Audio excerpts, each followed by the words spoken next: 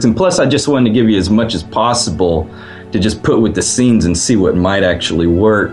And that was very, very fun. And we should tell people how that actually came to be. So I was supposed to make a movie called God Lives Underwater after my last movie, Heartstring Marionette. And then Dash came and just sent me all this music. Here, it's for God Lives Underwater. And then I wasn't making that movie. So I was like, okay. And then I started working on I Am Nightmare, and I was like, oh yeah, this music, let me check it out. And I started dropping it on the scenes, and it like fit perfectly. So right, is that what it was? It was supposed to be for a... I basically was doing some creative visualization. I wanted to make music for your next film, so I created a SoundCloud just for your next film. And so it had some bubbling and kind of underwater vibes, and like something was emerging from like layers with extra bubbles and weird sounds, and it was pretty over the top. But then I kind of had a feeling you would keep a similar vibe and rhythm with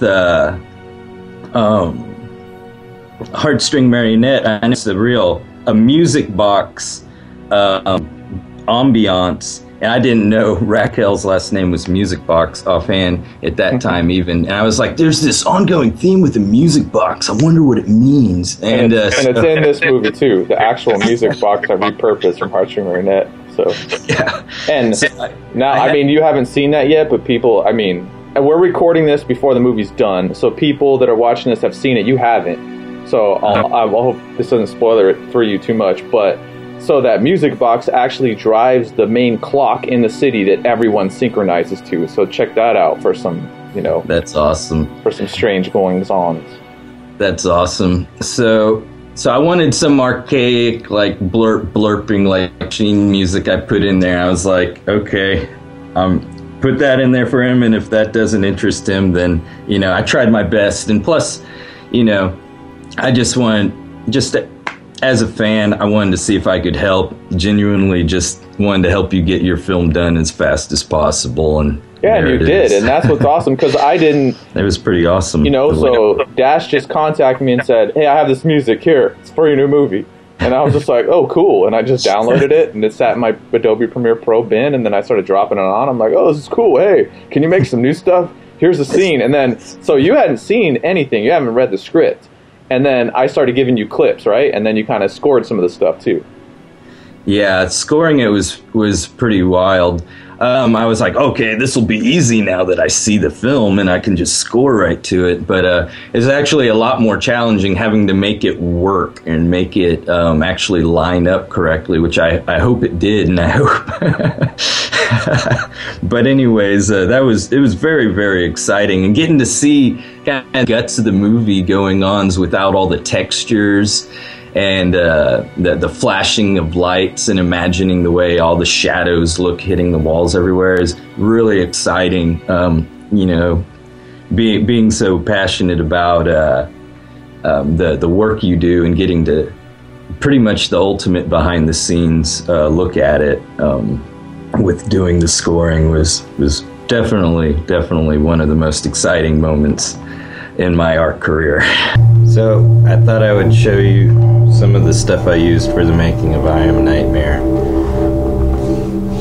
This is a circuit bended K-oscillator into a Guitar Hero controller with a amp plug-in, 1/4 inch adaptable. What was your favorite of the ones that you scored? What was the one that was the most fun to do? Oh, I really got crazy when I was doing the clock tower sequence where they're going up the spiral staircase with the lightning. I even got out. I'm pretty Revenge of the Nerds style when it comes to some of the instruments I use, like that string instrument. Yeah, how did you do that? That was a piece of a door that my cousin brought back from Ecuador with some strings bolted to it. It doesn't even have a name. We could name it right now if you wanted to. I had this other thing that was a K-oscillator circuit bended into a Guitar Hero controller. And then the other thing I did to get the binaural beats, I took some dual stereo wires linked up to a Proteus device that people use to get to alpha levels of meditative states, and linked it up with in dual tracks in Ableton to get a whole binary. That was pretty. That was probably. I brought out just all the weird toys for that scene, so I really enjoyed that. And that what I loved about that detuned instrument with the strings was it just, as the years go on, it just sounds so god awful and horrible, but to me it just gets more and more beautiful, like some weird old that old school Japanese, like, oh, the koto, like a koto. I wanted to say that, yeah, like where they're scratching the strings and makes a hardcore real gnarly notes. So it was like maybe you should call it a ghetto koto. Ghetto koto. Ghetto koto. Yeah, there it is. We got a name for it now, and that's good. That will definitely stick. And I even told my cousin years ago, you need to loan me this so I can use it for cartoons I'm gonna make. And that was probably like 8 years ago. And I was finally good on my word. So you used a mixture of like real instruments and digital instruments too? I have the poor man's recording booth with a Zoom recorder, and that's what I used on just the hard stringed instruments. And then for anything electronic, I fed it in through my my Audio 8. Procyon AVS device, which people use to go into alpha levels of consciousness and kind of advanced states of meditation. I plugged in the binaural beats from it into my Audio 8 and fed it into Ableton, so that made for some fun. Hello there, M.Strange here. I'm going to show you how I made the music that I did for I Am Nightmare. I did it all on this little laptop with a couple of programs, and I'm going to show you how I do it, because I can't play any music, I can't play any keyboards or anything. I don't know how to read music or whatever, but I still made music like this.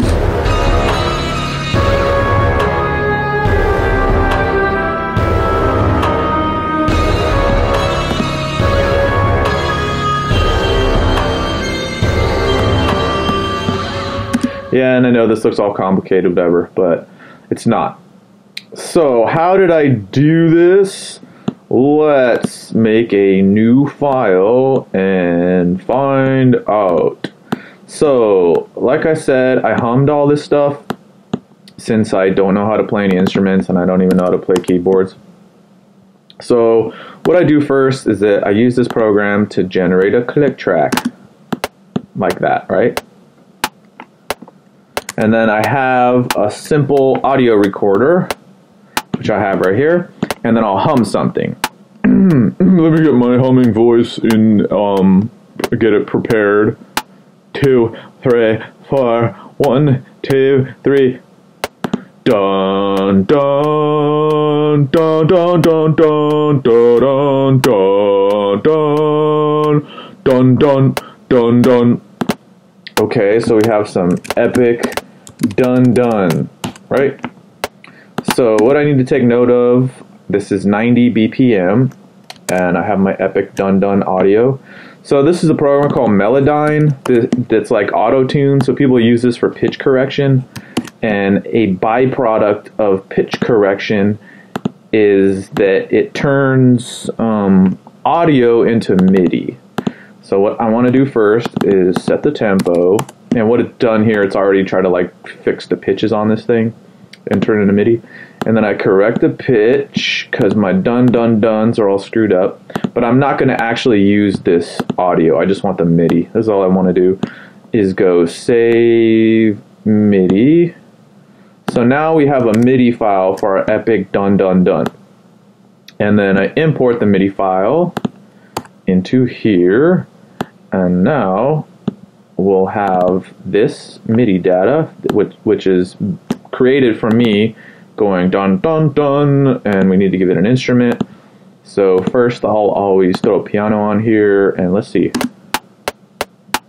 Hey, why is it in double tom? 3/8. Let's turn the click off. Where's our epic piano?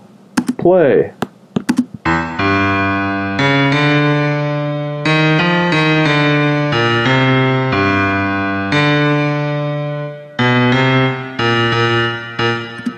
So, it doesn't sound amazing, but you can hear what I was doing in there, right?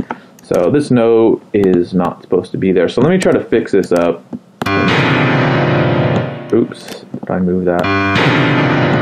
Okay, let's see.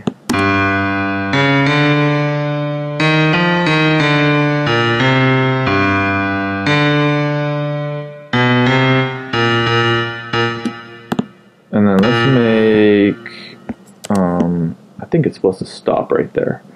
So then what I'm going to do, because this is what I did, is that I'll create one loop like this, and then I'll isolate it, make sure it works.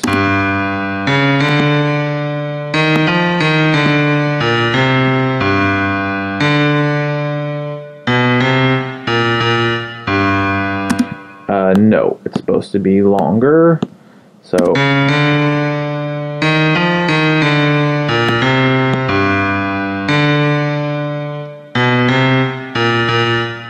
and then I'm going to copy this note and see what this does.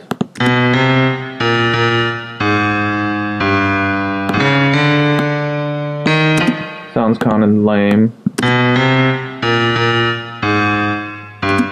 Let's just go right here.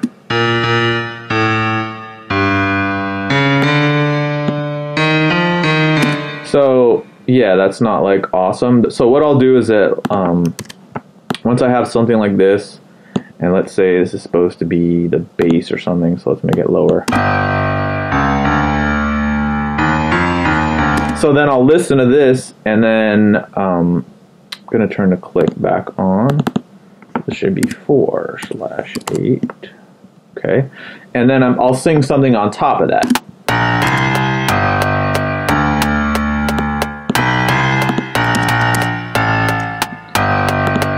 Get off me.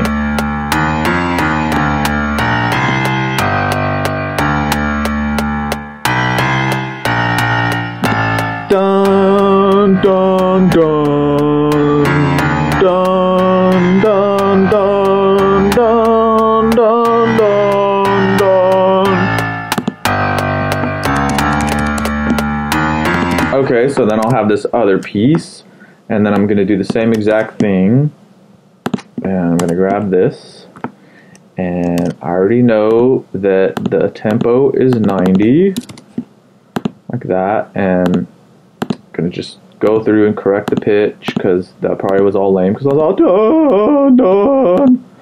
Okay, and then I'm gonna save it as a MIDI file and close it, close this, do the same thing, import a MIDI file, and I want this one, which the timing will probably be all messed up, but let's go in here and try to fix that.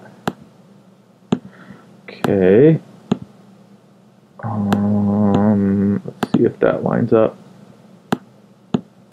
Not quite. Come on, you MIDI, get over there. What's your problem? Over there, yes, okay. Now let's do something like violin or something for this. So I'm just using all the built-in sounds in this program because I'm not trying to make it sound real, like, you know, especially if I'm doing like kids doll movies, then I don't really care if it sounds real, because obviously this stuff does not look real. So having like kind of cheesy fake instruments seems to work for me. Okay, let's see what this does.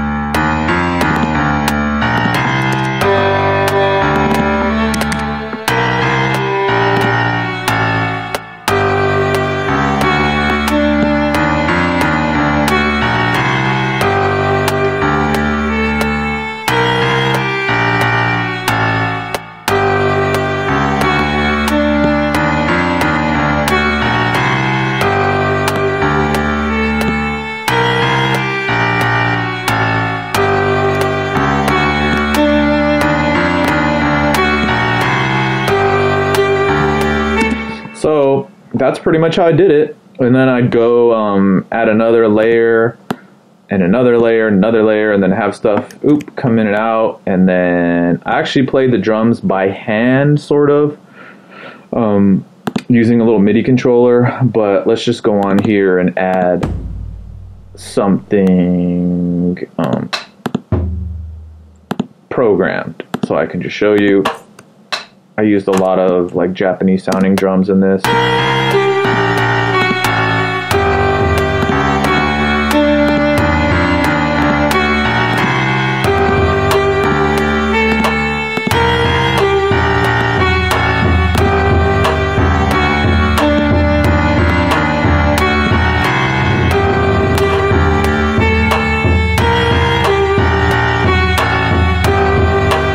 And you know, once you have, like, let's say we wanted to make a synth bass, or have a synth bass play, then we can just go in here and get a bass, synth bass, a Salter bass. That sounds good, right? And then we can just copy this MIDI over here, and then now we'll have this.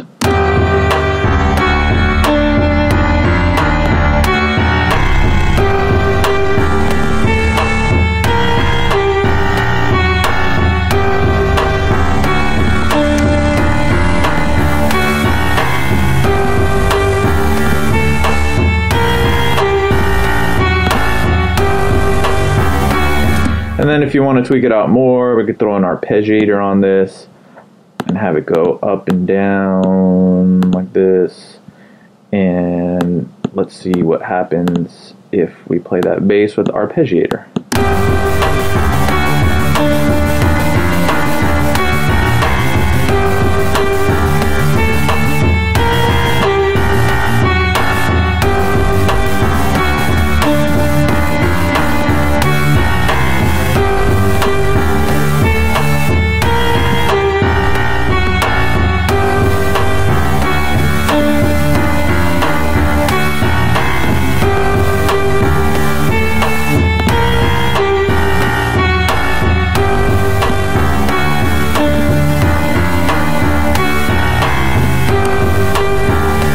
And then I'm going to copy the violin thing on here, but shift it up.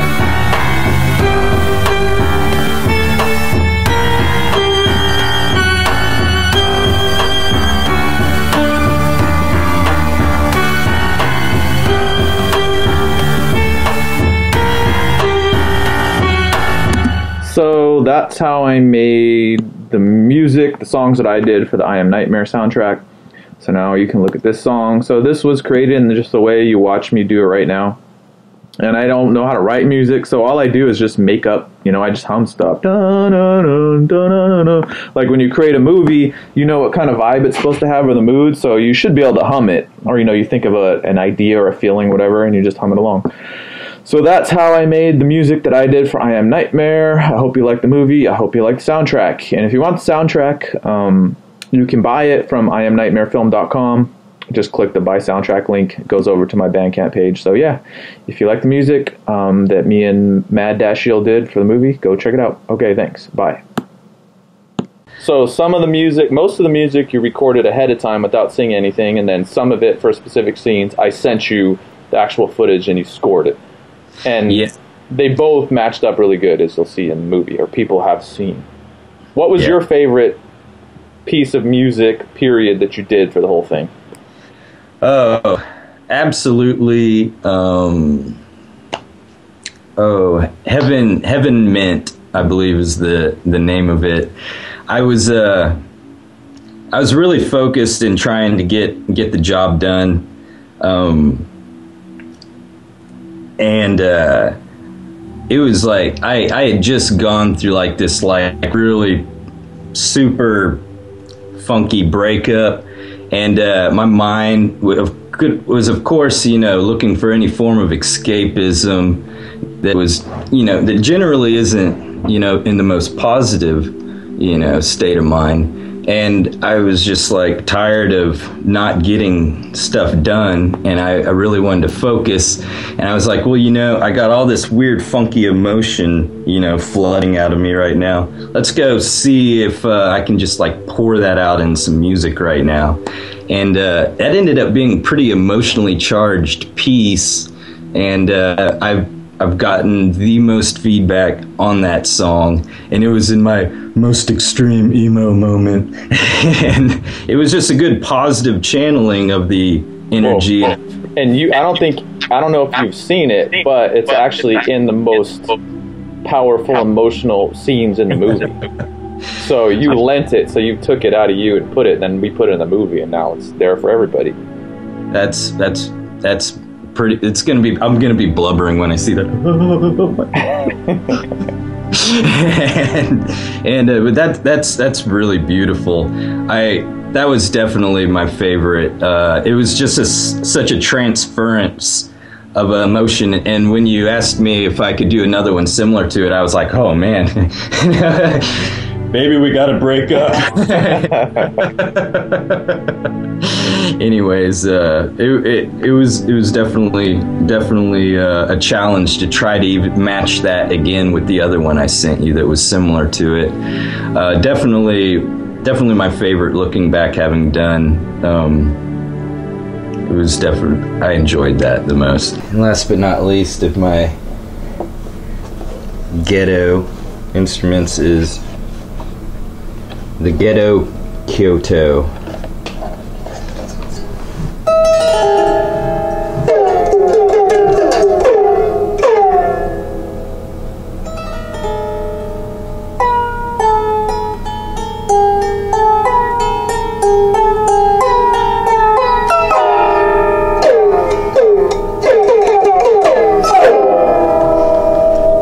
Long time ago, a friend of mine showed me this one software that Danny Elfman uses. It's called Omnisphere, and I was like, if I'm gonna have any program on my computer, I want that. And I just hung on to that, and I hadn't even made music in years.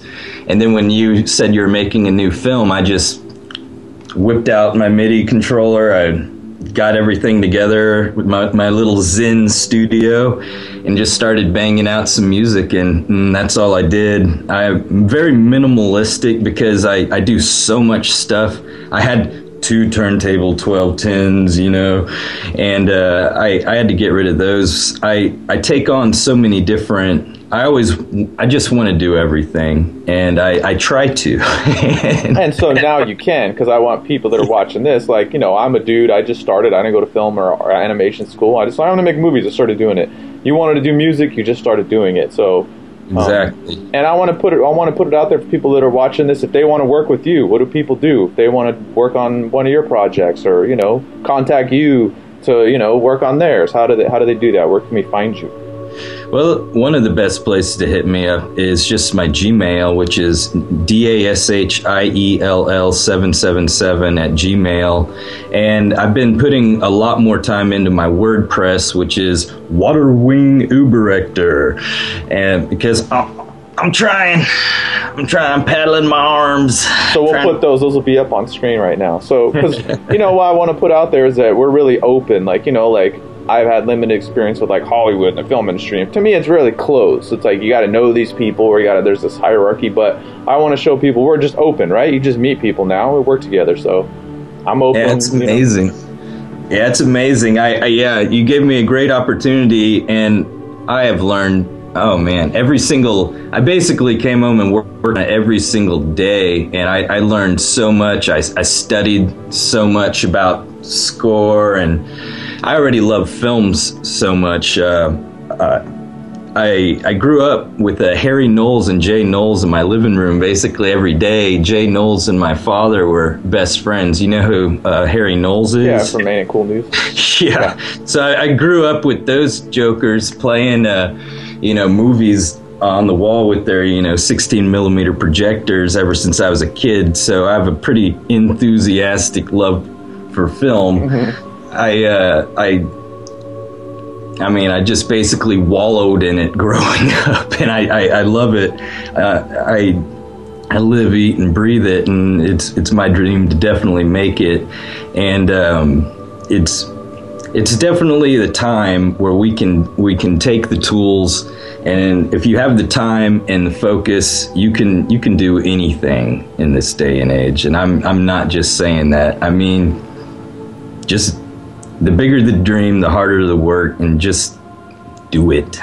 So the people that are watching this making of, what can they expect to see from you in the future, and they start following you? Throw the gauntlet down. They can definitely expect to see Space Dogs the comic coming very soon. It's a great tale. It's basically, if I had to describe it quickly, it's like Red Dwarf meets Laurel and Hardy meets Hammer Films. Cool. Period. We've got, Cthulhu cultist. We got the ultimate bad guy, the IRS. We have it's just great. It's a fun time. And then we have all the projects I'll be doing with Tim the Scarecrow. We're talking about a mini series. I'm wanting to do it in 3D. It's called Muted Dreams. We also have a bunch of other projects up our sleeves. He's doing a comic book called Intervals of Horrible Sanity, and I'm doing the cover art for that, and it just looks like a great time. He pretty much hooked me on that project with just saying there'll be a crow-headed film noir style detective, and I was just like, I don't even need to read it. I'm on board for that. And my big dream is to get some stories done. I'm going to do a short film, the first one I'm working on. It's just going to be a 3-minute jobby. It stars Orson Welles. I got a couple shovels and a flashlight. But what I really found was some voice acting by him that was in public domain. And, I'm just going to slap it on this, short 3D bit, just to get the hang of the tools.